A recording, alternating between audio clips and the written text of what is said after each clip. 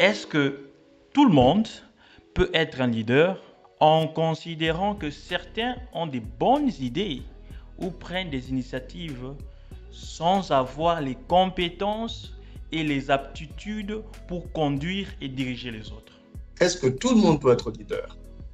Non. Parce que certaines personnes, malheureusement, prennent du temps pour apprendre et parfois se découragent même de continuer ce chemin-là.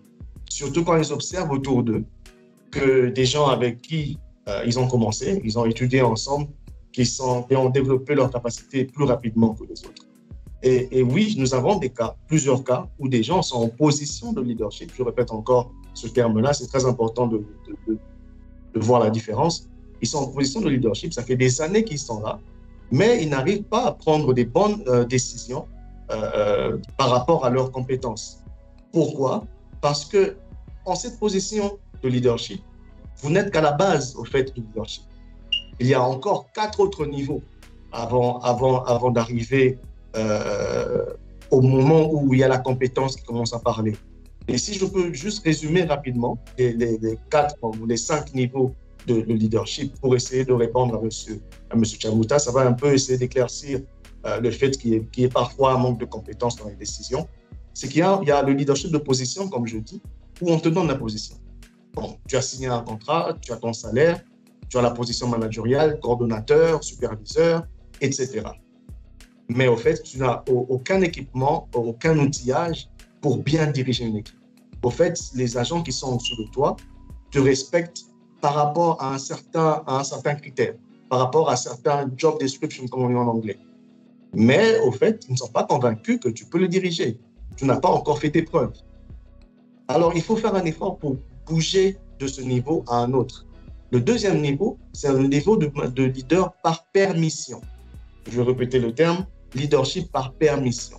Dans ce cas-là, qu'est-ce qui se passe? C'est les agents ou les gens, tes suiveurs ou les gens qui sont en dessous de toi te permettent de devenir leader par rapport à ta vision. Ils te font confiance, ils se disent, OK, il nous a dit ce qu'il veut faire, on a confiance, on veut qu'il nous dirige.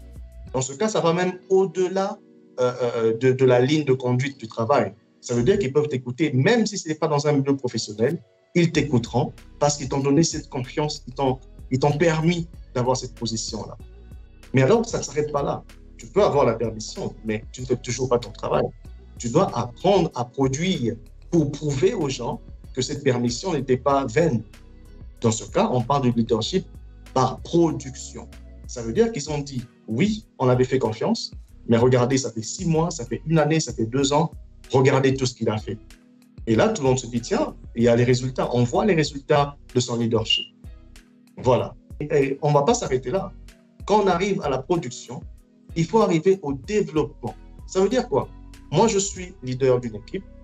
J'arrive, j'ai donné mes preuves, tout le monde sait que je peux diriger, mais maintenant, j'essaie d'élever les gens qui sont sous le moi, avec des formations, avec des conseils, avec un accompagnement, pour que ces gens-là deviennent aussi des leaders, premièrement, pour que ces gens-là produisent aussi de la même manière que je produis, pour que, au fait, je suis en train de créer, je crée une autre génération de compétences. Ça veut dire que je peux un jour me dire, même si je prends mon congé, même si je prends ma retraite, je sais que mon équipe est prête. C'est ça qu'on appelle le développement de ses suiveurs. Et ça, c'est le 4e point. Le 5e point, c'est le leadership par personnification. Ça veut dire que là, on n'a même plus besoin de se poser des questions. Quand on entend Jonathan Samba, tout le monde sait, ah, ce type, ça fait des années qu'il est là, il a fait des merveilles. Et c'est même pas, parfois, c'est même pas au niveau national seulement, c'est au niveau international même. On parle de toi dans tous les pays. Je donne l'exemple de Nelson Mandela, par exemple. Ça, c'était un leader par personnification. Il n'a plus besoin de se présenter quand il arrive quelque part. Donc, c'est ça qui explique un peu ce que Patrick Chamouta était en train de dire, c'est que parfois, on peut être leader ou on peut avoir la position de leadership, mais on n'a pas nécessairement les compétences qui suivent. On n'a pas nécessairement les autres niveaux avec soi. Donc, c'est un peu pour répondre à cette question-là. Je ne sais pas si ça éclaircit un peu les choses. Mais merci beaucoup pour une très bonne question, monsieur Patrick Chamouta.